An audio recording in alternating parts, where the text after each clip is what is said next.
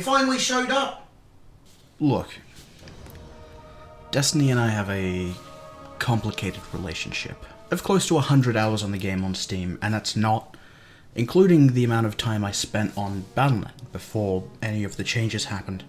But this game seems to be trying to abuse me, maybe? Now, that's not to say this game is terrible, because I love it.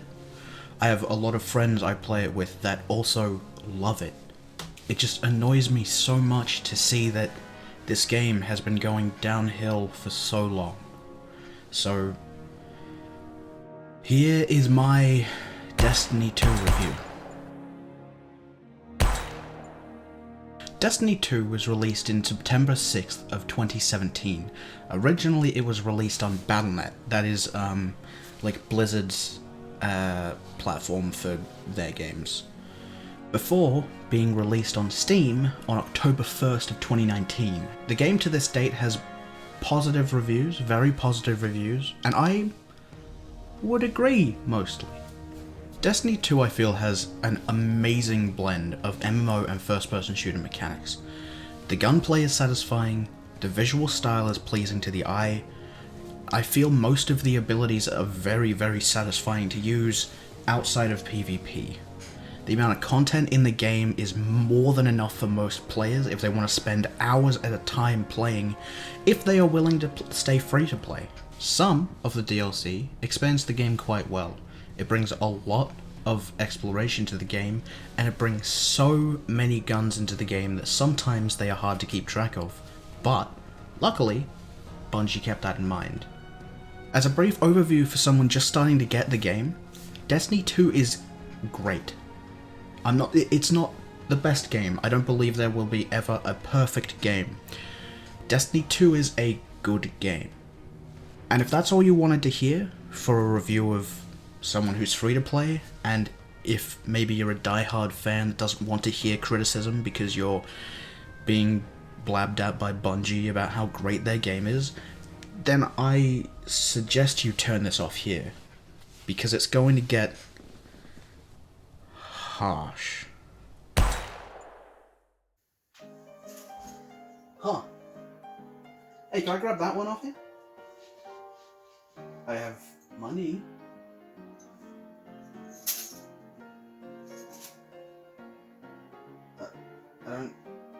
That's my week's wage. Oh, fuck! Now, I want to put something into perspective for you. I have owned Destiny 2 since release. I pre-ordered it on PC before it came out, and got the Cold Heart, which is a gun that you can unlock by pre-ordering the game. Luckily, I didn't buy most of the DLC early on, though the money I had already spent on the game was 90 Australian dollars. I'm Australian, I go by Australian dollars, deal with it. If I was then to buy the next DLC that were released, that would have been a further 50 Australian dollars roughly. Only released a few months after the game came out, by the way. That's already a lot of money for a game. And I know people that buy Call of Duties would probably say different, but considering that on Steam there are already amazing games that you can get for somewhere in the $40 mark, $140 for Destiny 2 a couple months after release is a lot of money. Money that I did not have as a boy going through high school. But did you want to hear the best bit? Destiny 2 to this date has released 5 major DLCs, that being Forsaken, Shadowkeep, Beyond Light, Witch Queen, and the 30th anniversary. All up though, there are 12 including season releases.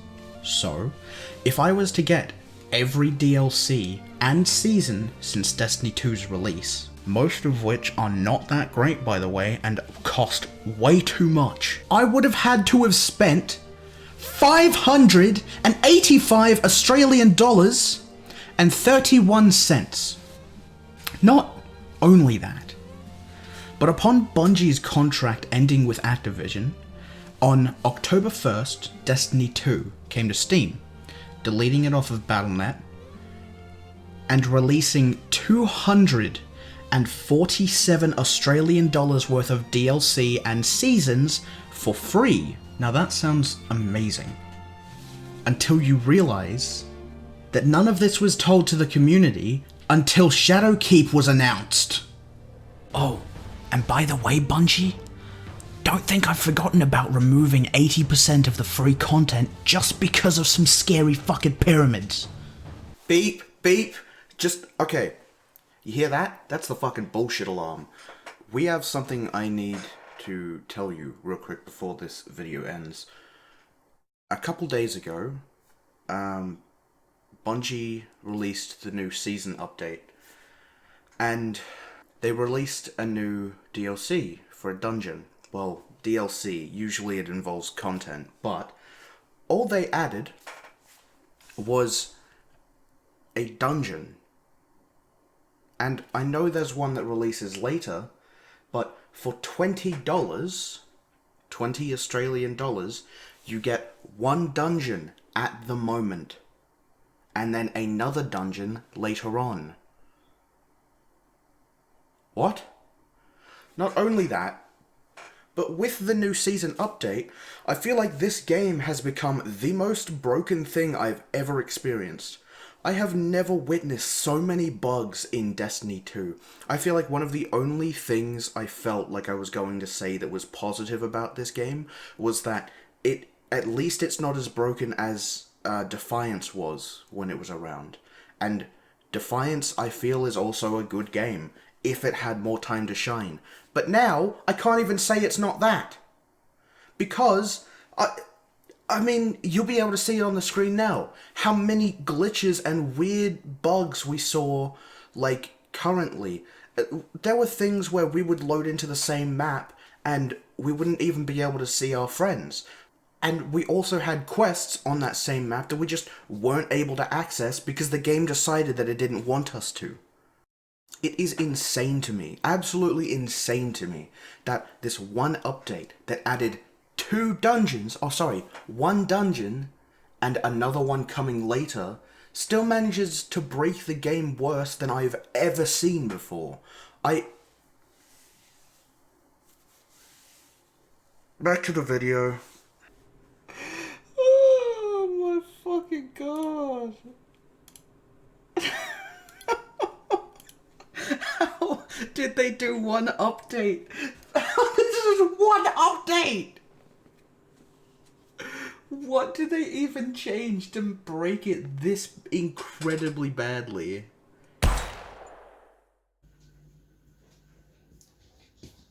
Take your fucking eyeballs. Fucking come on. Fuck!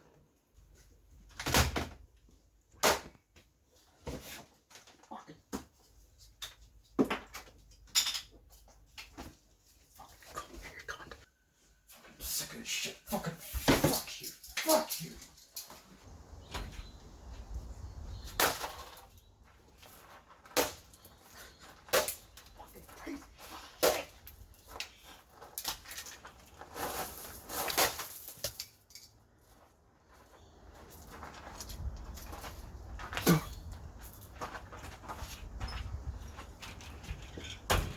If you want to play PvP, I suggest going Titan. If you want to do anything competitive in Destiny 2 PvP, there is next to no point if you are not willing to abuse the game at every possible outcome. Titans, in PvP, are next to invincible. Hunters can melee grenades and ultimates out of the air for no reason, and every super is an instant kill button unless you're using Warlock for some reason. I don't know what it is with Bungie, but they have made it so that if you're not using very specific builds, you are absolutely useless. And here's a great tip. Well of Radiance, Empowering Rift, right outside of the enemy spawn. That still hasn't been fixed, and I don't think it will. Any Hunter ult is more than enough, especially if it's in tight corners, because what can your opponent do? Nothing. Can they jump? Woohoo! Not with that tracking.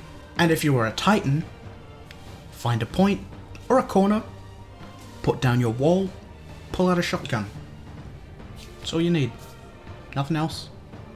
Maybe use your super if you want some extra kills. Actually, you know what, Bungie? Why fix a problem when you could make it a feature, right? Tight corners, sliding, and shotguns.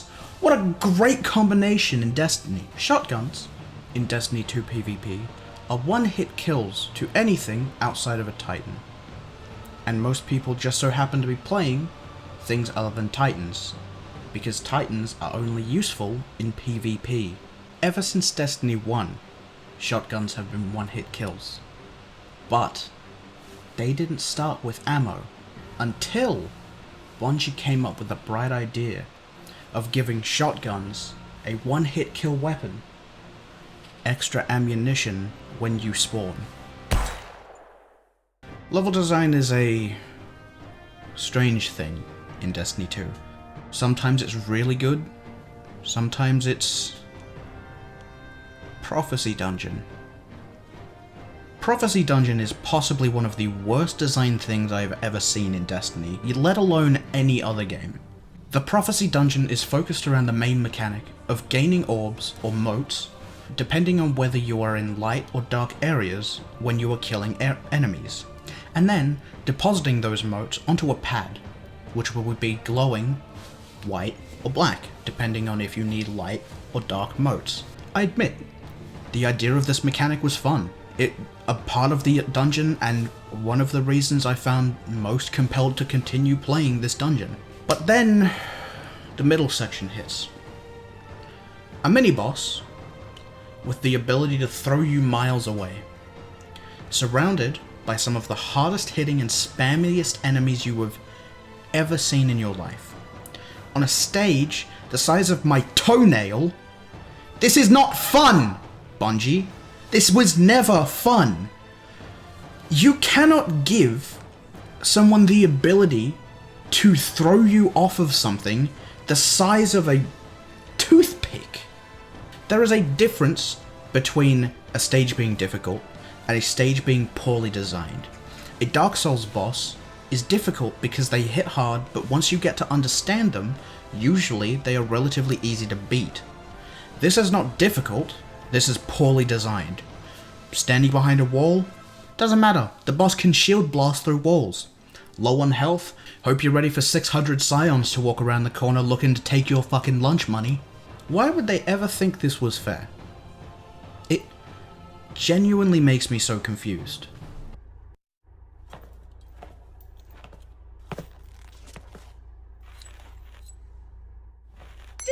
Ding, ding, ding, ding. So, here we are. The last thing I'm going to say before I start ripping my hair out. This year, Bungie released their 30th anniversary DLC, celebrating 30 years of Bungie.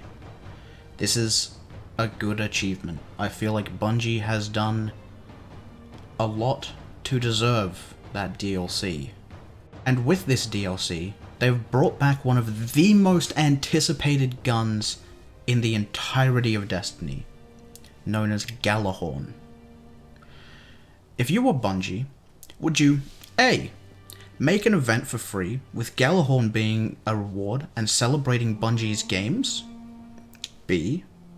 Make a DLC putting Gjallarhorn behind a paywall and adding Halo-style weapons you have to farm for? Or C. Add PvP maps based on some of Bungie's most iconic games, maps, and add a ghost shell of Guilty Spark. If you guessed B, you would be correct. Or you've played the game before. Stop cheating. This game has now officially become pay to win. Not only is nearly every PvP game, whether it be Crucible or Gambit, is riddled with people using Gjallarhorn, which is a one-hit kill that homes towards you, that once it hits, it releases smaller, seeking micro-missiles. It also buffs allied legendary rocket launchers to release the same, seeking micro-missiles. Any type of PvE content becomes nearly laughable with it equipped. That goes for anything, even if you don't own it and one of your friends does. This $30 DLC is next to literally a free pass for any content in this game, and it is ridiculous. I wanted to end this by saying I'm still going to play this game. I'm still going to enjoy the content in this game. But the decisions being made in this game are laughable at best.